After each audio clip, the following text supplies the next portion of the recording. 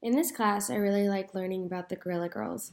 I'd never heard of them before and how they used humor to represent feminism and how they created a movement anonymously. I thought that was really cool. I didn't realize how much visual images can represent and push for a movement.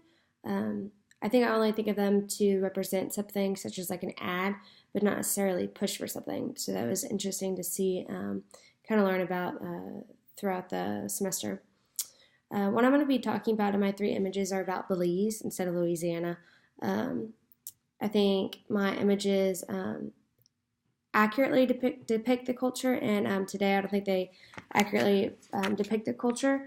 Um, Belize has a lot more culture and depth to what's seen um, on the surface. I think there's a lot more to it. There's a lot of persuasive images that sway the reality of what Belize is like. It's a very tireless culture, and they're trying to stay afloat through poverty.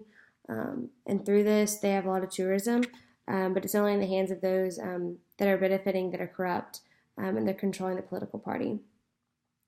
Um, but so here's my first picture. This is the beach. I took from this Ron Shields' The Force of Callus's Kiss. I thought that this picture really manipulates the desire to generate interest in Belize. It heightens the levels of desire, and it became iconic through advertising just an image like this in general of Belize. The colorful pictures, the blue water, umbrellas, roofs, convenient kayaks, the trampoline on the shore. It's unlike anything in America. And I think it really embodies like what we think of Belize today. It's this resort place that has a lot to it, but this isn't what Belize is like at all. So the next picture I'm going to show you is an image of Belize people building what they would call a restroom. In reality, they use the bathroom a lot outside, but in this picture, it's not seen a lot. The downside of Belize that people have to build and they live in poverty. This is like a version of their everyday life, and I think this kind of shapes better how we should see the world in their cultural narrative. It challenges the dominative narrative of Belize being like this beautiful destination, a vacation place, and kind of like La La Land because it's not. A lot of people have to work hard and they're in poverty. The next image I'm going to show you is of a march. It's Save Belize Now. It's in Belize City. From this, I used the chapter that Sean Perry Giles wrote of mediating Hillary Rodham Clinton.